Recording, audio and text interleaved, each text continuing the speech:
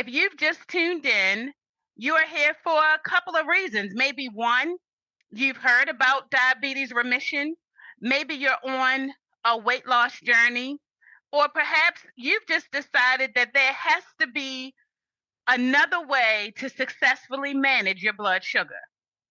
Well, tuning into this conversation, I can assure you that by the time we finish this conversation, you would have more of a clear understanding of what actually is type 2 diabetes remission and why should it be something at the top of your goal list.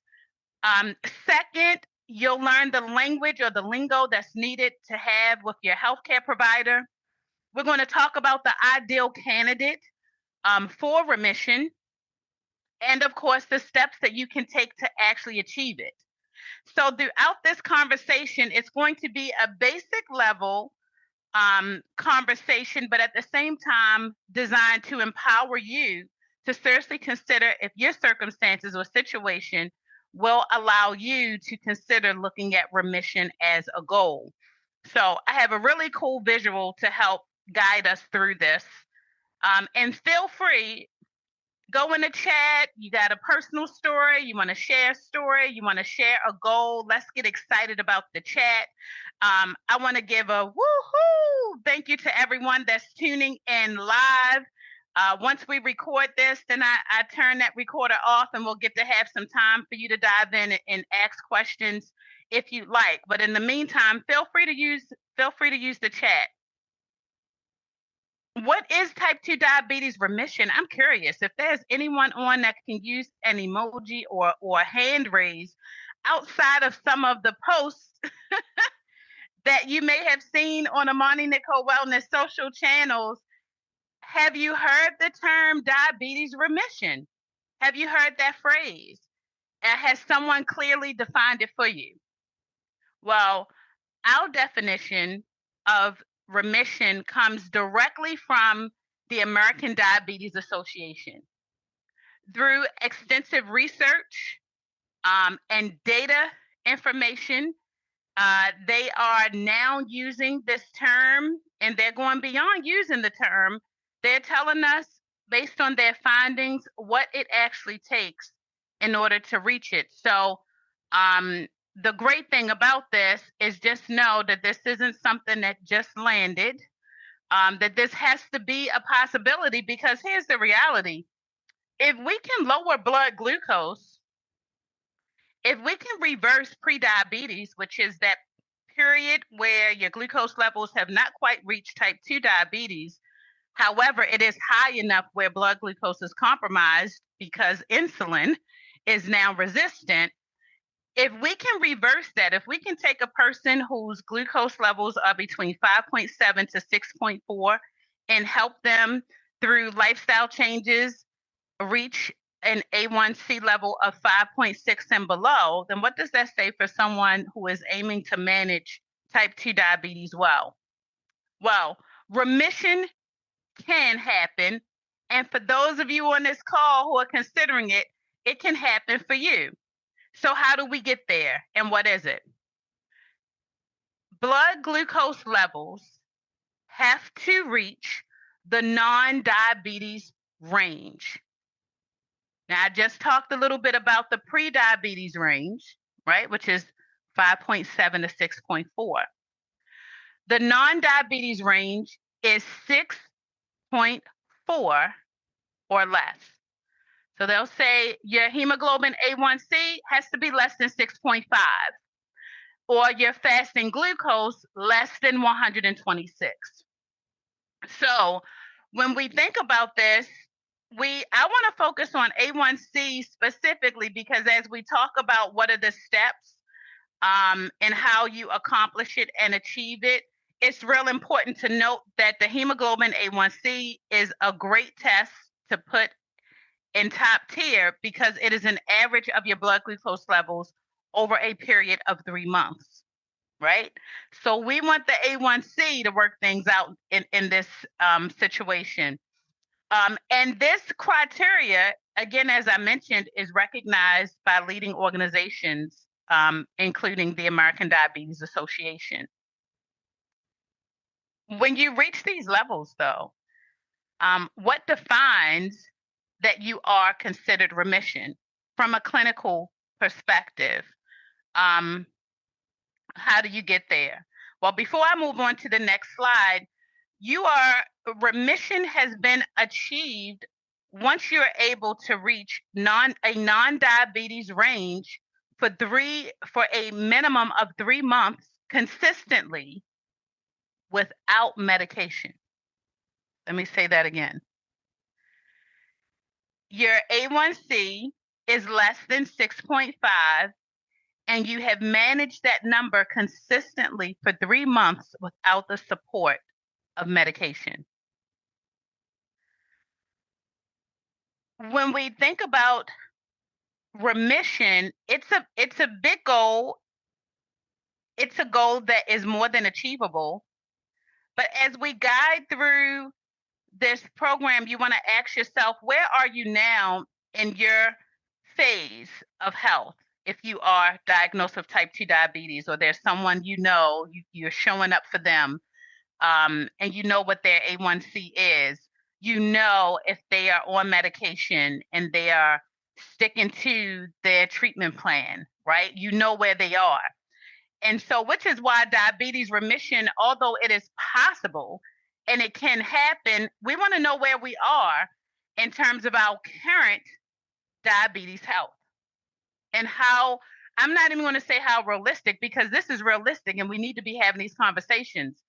And some of you may know that there are people with lower A1Cs, that they may have been diagnosed with type 2 diabetes, but their A1C has been below 7 for a long time, but they could still be on medication. So this conversation about remission is not just based on someone who may not be managing it well.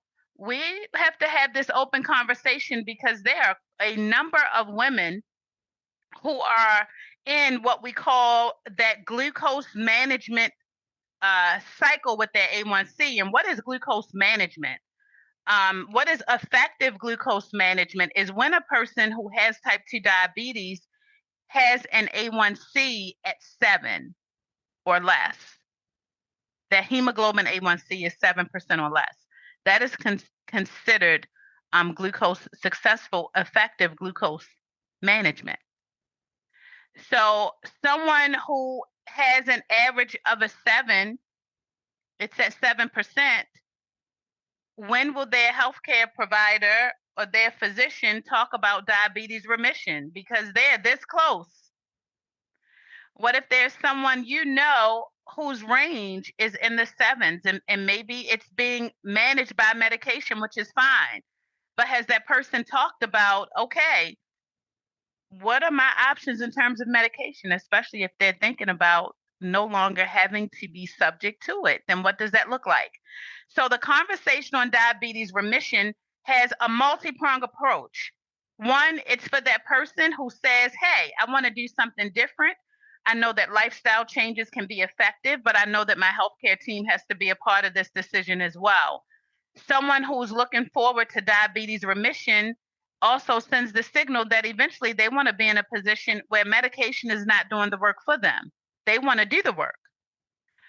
A couple of things we want to recognize about remission. I'll say, feel free to use that chat feature as well if you have any questions or you have a thought.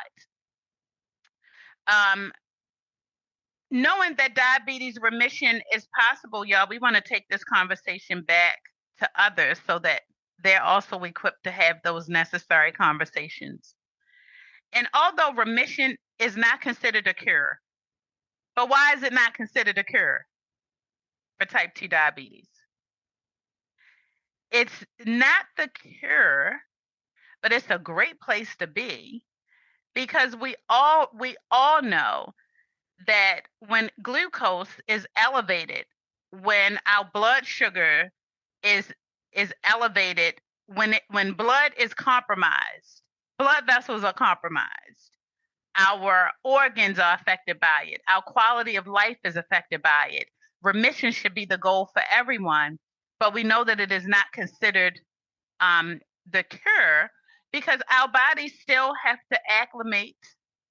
Our bodies may still have to deal with some of the challenges that were brought on during a time where our A1C may have not been managed well. But the good news again is that you are in a position where you're preparing your body to rejuvenate to this new phase. Remission is not a cure because we know that ongoing lifestyle changes have to continue. You know, consistency was one of the words from one of our classes yesterday. We always ask, what's the word of the week? What's that positive word that's going to keep you motivated? A lot of us say consistency because we know when we become consistent in an action, amazing things happen. So this goal, when remission is the goal, it is not just about 3 good months of putting in the work to get that A1C less than 6.5. It really is a longer term thinking. This is your strategy. What you're building today is your strategy session. And you're in a mode right now where we're going to fast forward, knowing where you are right now in your current health, in your current place. How realistic is type 2 diabetes remission for you for 2026 before the year ends? How realistic is it? How close are you? While we know that we can relapse, perfect does not live here, but let's check these facts real quick. Let's just talk about this thing here, right? Because we want to stay positive, but at the same time we want to be realistic. But let's just think. When you have put in the work to reach glucose levels less than 6.5, life may show up from time to time, but if you have built up a consistency with even some of the healthy lifestyle habits, we can rift, we can have a relapse, but what are the chances of you going from 6.3 to 13 in 3 months? I'm just saying, when you reach the success level of remission, that is a true celebration. It should be celebrated. And your hard work and efforts and the tribe that supported you to help you get there, while we know that blood glucose levels are also driven by stress factors and things can change from time to time, that the focus here is really building up these lifestyle changes that fit where you are. Every single one of us on this call is doing something right. The first points, the brownie points come from you being live in this discussion right now. But this isn't the only good thing that you're doing. There's something positive about the way you are treating yourself right now. It has to be at least one thing, because that one good thing, the one thing that's working, the one thing that you are doing consistently, and I share this all the time, can we be consistent? Absolutely. What are you consistent in on a regular basis? Because let me tell you something, bills due. You already know what's due. What's due by the 5th? What's due by the 15th? What can you stretch out to not have to pay till the 27th? So we will consistently get up and show up at work. Even if we don't want to be there, we know that when we put forth that effort, that we're going to be able to take care of some things. That although you might not get up in the morning doing a happy dance to get to work, it serves a purpose. And sometimes in this journey to better health, I'll call it, yes, I'm going to talk about weight loss a little bit, but I'm going to tell you at the end of the day, when the focus is not the scale, although the scale, we're going to talk about it. But when the focus is not the scale, especially for women over 40 who are dealing with multiple hormonal changes affecting the way those numbers look on that scale, we want to find another way to build momentum and a desire. I'm not saying motivation, y'all, because I really feel like in some cases motivation is so played out. Motivation can keep us stuck, however you define it, right? Because for some of us, a defining moment We have told ourselves what has to happen in order for me to decide to jump up and make it happen. That is not motivation. For some of us, we literally reach a point where we go, no, this is just what I'm doing. That holds a lot more weight because motivation does this. Oh, I dropped 3 pounds, but next week it doesn't move. Well, good news, you've maintained the 3 that you lost. That took work. But if I'm only motivated by external things, then how effective will my journey be? Literally, and I'm just going to say it as a mindset coach, I'm board certified in behavior change, y'all. I done read the books. I had to sit through class. I'm still learning. But I will tell you, the theory of change is an interesting theory. The beautiful thing about the theory of change is that we do not have to be 100% ready to change every aspect of our health in order to see results. There may be one thing that we can do well or be consistent with doing that will help us to reach the goal. So let's circle that back into why remission is possible. One, I already told y'all, number one, you're consistent in something. So it's not that you don't know how to be consistent. You are consistent in something on a daily basis. The question may be the what is a challenge for me to be consistent in terms of our health goal? Well, by the end of this conversation, hopefully you're thinking about that in a way that you can overcome that.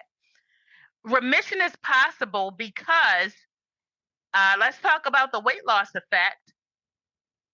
Just losing a small amount of weight can help us to improve our insulin. It's the excess fat that affects insulin. So how do we do this? We aim to remove what we can in terms of our body fat percentage.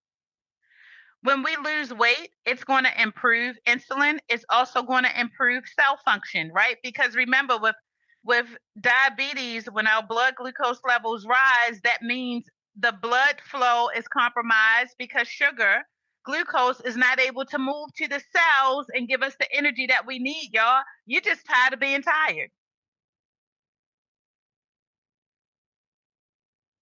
That may not be, this term motivating, y'all. You're just tired of being tired, so you want to do something different. Give yourself the inner credit because you've said, today I want to do something different. So we talked about the 2 things. Notice we're talking about that fat accumulation, y'all, that visceral fat. That's the stress fat. That is cortisol. That is a combination of some of these hormonal changes, y'all, but they're driven by how our bodies manage stress. So pause for a moment and just think about, what if I substituted the word weight loss with stress management? What if instead of some of the weight, the complexities, how hard it can feel at times to think about the weight loss, what if we focused on how we manage stress? That's the mic drop. If cortisol is a culprit for this excessive fat that we deal with, that belly fat, if cortisol, the stress hormone, affects what we do, how we think, what we say, if stress is affecting sleep, which affects weight gain and also affects blood glucose levels, then what if I made my focus stress reduction? Well, the other great part about remission being the big goal is that you recognize that you are increasing your body's overall ability to function well. When the liver and that pancreatic fat improves, glucose is regulated. Y'all, the body is magnificent. It is magnificent. It will do whatever you tell it to do. And here's the key. And this is what we're going to focus on for the duration of our conversation, that lifestyle changes can reverse those key drivers to the hyperglycemia. Whew. The nerd girl in me wants to send cheerful emojis because the body itself has the ability to turn the key to uh, turn that key so you can turn that car in a completely different direction. So I hope you are ready for the journey to type 2 diabetes remission. How are we going to get this thing done? Well, one, remember I said we're consistent and we should not have to worry about how difficult this journey could be, right? You know where you are in terms of food. You know where you are in terms of exercise, sleep. You know if stress is stressing. Know where you are now for a baseline and recognize that you do not have to do a 180 to start this process. Clinical data shows that now, but notice it says clinically guided. Can we all lose weight on our own if we put our mind to it? Yes, we absolutely can. When it comes to remission, it is a team effort to work alongside your clinical team and your partner in programming. So, this clinically guided weight loss, look at this number, y'all, 5 to 15%. So, you mean to tell me that someone who weighs 200 pounds, if they lost 10 pounds, could literally change their blood glucose levels? Yes. What is your 5% goal? And we're talking about a start, right? Your start don't have to be 50 pounds. You might want to lose 50 pounds, but it's not going to take 50 pounds to get those glucose numbers where you want them to be. 5 to 15%. When we think about nutrition, we already know, oh yeah, Nick, the healthy foods. Let me try to eat healthier. Okay, I'll do that. I'll take it to the next level. The slide says minimally processed foods. The slide didn't say kill the meat, don't eat meat. The slide didn't say only eat one meal a day or try not to eat food so that you'll lose weight. So the reason why the clinically guided weight loss, what that simply means is that there is a structure to how weight loss is happening. We need a structure because the last thing that we want to do is start the course, but we miss key elements that will make the journey effective, right? When our blood glucose is compromised, there's some things we have to do a little bit different. And so it requires some guidance. When we think about this nutrition focus, here is where you can ask yourself, hey, am I surviving off of 2 meals? Yeah, I'm gonna tell you, even with intermittent fasting, and I say this all the time, there's a right way to intermittent fast, and when a doctor describes the best way to make it happen, it never says eat less food. Intermittent fasting is based on the circadian clock, not this idea that you eat less food. Because most women, we're not eating enough food anyway. So, how do we position ourselves where nutrition actually plays a role? That we're building up the nourishment is what I refer to nutrition. How are we nourishing the body? And from a clinical perspective, what is the best way to nourish a body in order to reach remission, the steps that it's going to take? We're not saying no to carbs because we need carbs. Carbs are our energy. And we know that there are better carbs than least healthier carbs. We know that there's fructose, which is natural sugar, versus the added sugars. We also recognize that while men and women have to be mindful of protein, but that we need adequate protein. Where a lot of us are tired, and this tiredness is not just from the weight of the world on our shoulders, the tiredness is from our bodies. Inability to be nourished completely. Why? Because stress can keep us from desiring the foods that can help us along the way. So key steps here is recognizing that your weight loss goal, and now here's where we want to get specific. For those of you that want to hang out and work with us, there is a tool that we use to help get as clear as we can about the body fat percentage, which is why we know when we talk about weight loss, that 5 to 15% in our world is based on a 5 to 15% reduction in body fat, because that reduction contours the body naturally and it helps to change numbers overall.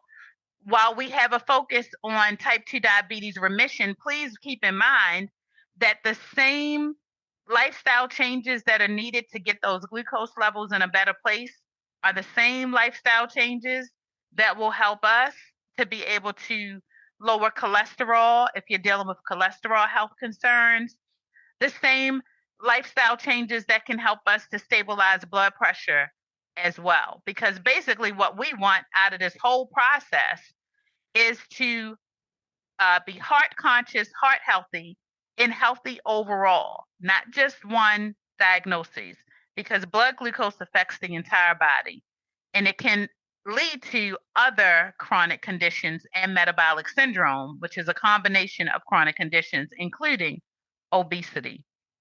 So let's talk a little bit about the foundation.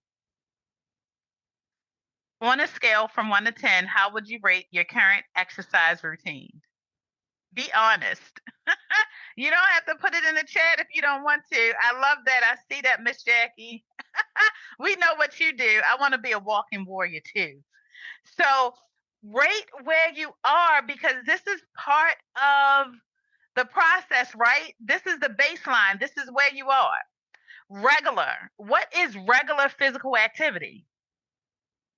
It's moving every day. But what does it consist of? There's evidence, you've all heard it, 150 minutes a week. How do you get the 150 minutes a week? It's clinically proven. Do you have to get 1 hour at a time? Does it have to be in 30-minute increments? The beauty of exercise, I'm just going to pause on, I'm just going to hold here for a minute in the exercise space, because when you are crafting this journey, which I hope feels fun, that it feels invigorating, that it feels less of a challenge and more empowering, because you are turning a page to a new chapter. And this new chapter speaks volumes to not just how you improve blood glucose, but how you improve you. Because when we feel better, we do better and we do more. When we feel better, we are much more clear in our decisions, y'all. And when we are clear, guess what we do? We stop doing too much because we're in a place where we're able to clearly think about our actions, and we're more conscious about making sure that we don't overburden ourselves. We can still be those giving, nurturing creatures that we are designed to be, but we're not overburdening ourselves, including not allowing ourselves internally to overburden ourselves as well. So why I want to pinpoint this when it comes to regular physical activity, because as you think about where you are currently with it, think about what that number is. How much exercise are you getting, if any? Sometimes the consistency picks up when there is a goal associated with exercise that has nothing to do with the numbers. We know about the 150 exercise minutes a week, but what if you need something else? What if recognizing that exercise is not just going to help you manage blood glucose? What if now the exercise has become an extension of your emotional wellness? What if you recognize that you're now in the flow because every time you exercise, even if it's just 5 minutes at a time, you feel relaxed, you feel the relief, knowing that when you exercise, you open up your body's natural pharmacy, the endothelium, one of my favorite words I like to say. Look that up. The endothelium activates When you activate, when you move, and it does not take long to activate, but it is literally our body's internal pharmacy. That is what it is. It helps with blood flow, it helps with oxygen flow, it tells the body that you are in love. So maybe this idea of exercise, if it sounds a little complex, if it sounds boring, girlfriend, jazz that thing up. Because exercise can be whatever you want it to be. It could be that Saturday morning, Sunday morning, old school mix while you cleaning, exerting that energy. It could be that YouTube video influencer that fits your schedule perfectly because you can turn it on whenever you feel. Or maybe it is that gym membership because you have a gym buddy, or maybe even a spouse that's like, come on and hang out with me at the gym. Your physical activity routine, where it is today, what will it take to level it up? Be realistic, as transparent as possible. And again, if it sounds boring, put some whipped cream on it. Figure out how you can make this thing fun. Sleep quality. Oh, sleep is underrated, y'all. Sleep is up there with the exercise. Blood glucose is affected by sleep. Remember, y'all, blood needs to flow, it needs to navigate through the vessels and help the body to receive the much needed oxygen and blood flow that it needs. When we think about sleep from a cellular perspective, y'all know that sleep is the natural rejuvenator. It rejuvenates us. You may have heard me use my favorite analogy, y'all. You would not drive your car home from work, park it, and keep the key in the ignition so it could run overnight and wait for you to get up in the morning to get in it and drive off. You would give that car a break because you want that car to have longevity. You got point A to point B to get to. You're going to get that oil change. You're going to get the transmission fluid topped off. You're going to get new tires and then get them rotated. You're going to change the windshield wipers. You're going to keep that object that can easily be replaced at any time well enough to move and do what you need it to do. It's the same for us. That car gets to take a break. When do we allow ourselves, our body, the brain, the heart to turn off so it can rejuvenate?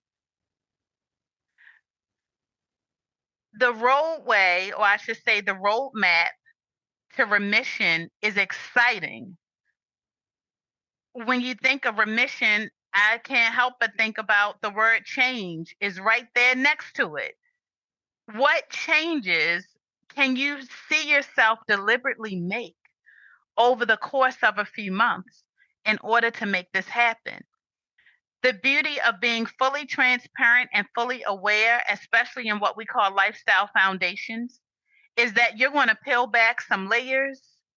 Some of these layers will be super deep, but at the end of the day, the more peeling you do, the stronger the journey and the stronger the outcomes. Be transparent. When we want consistency to happen, it's going to happen, and it's going to happen in a progressive level. But remembering that your consistency overall, I love this phrase, y'all, metabolic stability. We know what it feels like to be unstable. You know, we could at times feel unstable in thought because we're juggling too much. If we've ever had to make a big change really quickly, maybe move to a new place, maybe switch jobs, maybe we get, a new boss, a new supervisor. Anytime, any moment that you've had in life where you felt unstable, just things were out of whack. They were all over the place. It just felt like the thought of things aligning felt like a distant dream. Our metabolic health is in a state of instability when it is not able to function the way it truly wants to, the way that we want it to. And this is non-judgmental, right, y'all? These things happen to us, and we, find our best way of dealing with some of the challenges that we face from a health perspective. And it's real, it's natural, it's not, it's common. But we don't talk enough about metabolic health so that we can just simply understand that when even one thing is off, like glucose levels, it only takes one thing. The body is the most harmonious example of working together. I mean, I love an orchestra. I love classical music. I like trap instrumentals too. And I'm a hip hop girl. But it's something about the classical music. It's something about the maestro with just, he just has this flow to the regular eye with no clue. It just looks like he's just twirling around these sticks and everybody else just knows what to do. But there's an art and a flow and a skill to that. Now, the moment one of those sticks leave his hand, if it throws off, guess what? The whole orchestra is off because the orchestra is following him. The orchestra is following the lead. That one thing throws everything off. When we begin to look at our health from that perspective, that metabolically, if one thing is out of line, everything else is compromised. And so, we get to the good part, the fact that we can align things back. Your metabolic health, what will you do? So, because we are talking about metabolic health, it's important to note that for type 2 remission, it is a team effort. So, most of the work, you're going to do the work. You're going to create this strategy for success, and you're going to have partners in place to help make it happen. What does the clinical support look like? Well, you can ask yourself, how often are you now seeing your medical providers? What will they say when you say, hey, this is what I'm going to do, not what I'm thinking about? If remission is at the top of the list, this is what I'm going to do. This is what I see in my health feature. And how can you support the efforts? So as you're going through this, because remember, someone who's looking forward to remission only happens without medication. So that's a big decision, and that's a decision requiring the support of your current healthcare team, especially if you have been prescribed medication to manage your numbers. That's a big conversation, because that question becomes, okay, then at what point in my progress, like how much progress do I need to show in order to feel comfortable enough to begin the start, the green light to working on remission? We have to track the A1C. It's important for you to track where you are with other metabolic markers. And what are those markers? We mentioned it, your cholesterol health, blood pressure. They're playing a role in this. And how great will it feel to know if any of those other areas are elevated? Well, what do you think they'll look like once you hit remission? They should look pretty good. There has to be some structure for long-term success, because once you hit month 3 and remission is official, the support should not end, because the goal is to keep you going.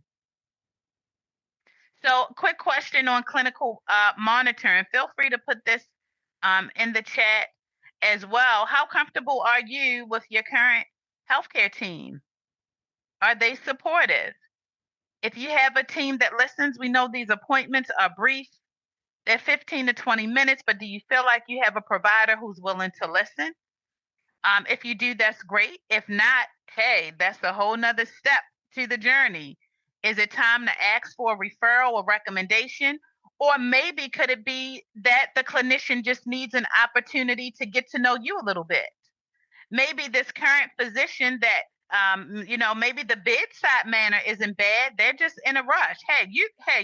He's a human too. Well, she's a human too. Maybe you're that patient that could slow them down for a second. in order to get the things that you need.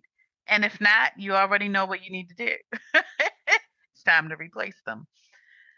A structured program with long-term success is ideal.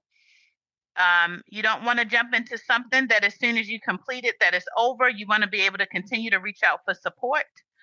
And hopefully your physician, that team is supportive as well. So let's talk about who are ideal candidates for remission. You see that? You are. If remission is a goal, it's a goal you can accomplish. But let's look at, based on some of the recommendations. Just because these recommendations are here, if for whatever reason you might not fit into the category, well, it just means we may have to do a little more work. A person who was diagnosed with type 2 diabetes within the last 6 years, there's clinical evidence on that. That person is still considered newly diagnosed in a sense, right? They're still trying to figure their body out. They're still trying to figure glucose out, glucose management out. So they're an ideal candidate. Someone who's not requiring insulin. Real important. Remember we said this takes that clinical team, because someone that's looking to make remission a goal, it's without medication. So there's some caution here. Someone who is willing. Now this says motivated. This is my slide. I'm going to change that. Willing and motivated to engage in lifestyle changes. Remember we said it does not have to be perfect.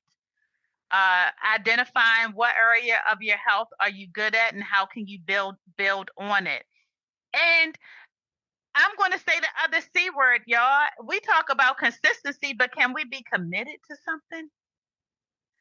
Your ability to stay committed to the support structures.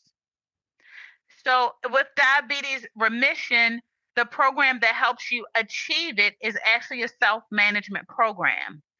It has a lot of the support players in place, but it also requires the support of your current clinician, because they're the person who's also responsible for some of your monitoring, right?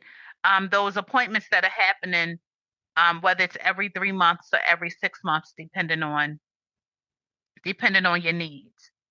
So this is where, if you fell into any of those categories where who's, a good candidate, I mean, if you're willing to make those changes, if you can commit to a structured program, boom, there you have it. There's some that may need to modify the goal. And what does a modified goal look like? Well, the modified goal does not mean that remission is no longer on the table. It's on the table.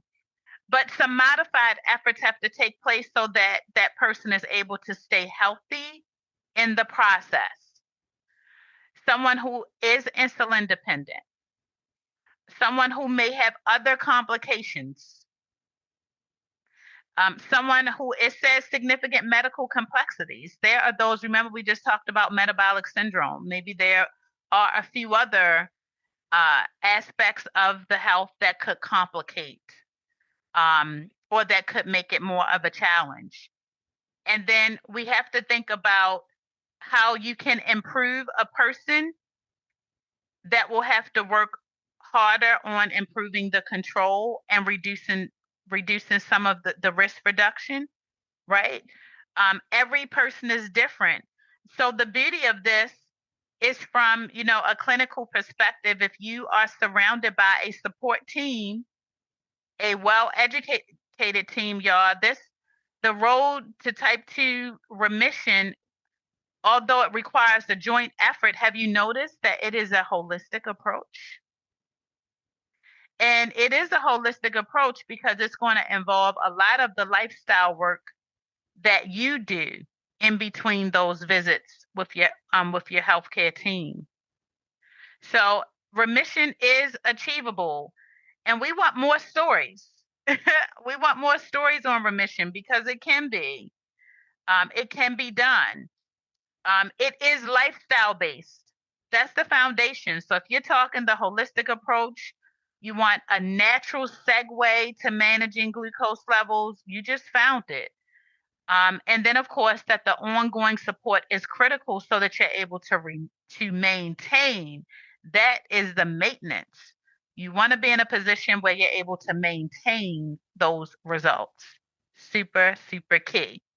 So we're going to get into a Q&A in just a moment. We still have a few moments for that. I'm going to get ready to turn this recorder off, but I'm going to take a minute for those of you tuning in or you're listening to the replay. This is Type 2 Diabetes Remission, hosted by your girl, Coach Nick, with Amani Nicole Wellness. Throughout our conversation towards the end, you heard those key takeaways, but I hope that at the end of the day, you feel even more inspired to be able to level up that goal of glucose management to type 2 diabetes remission. And you are now ready to take that next conversation with your healthcare team to the next level and let them know what is on your to-do list to achieve and accomplish, because you know that it can be done in 2026. Stay tuned for the next episode. And as usual, make the day, make life by living beautifully well.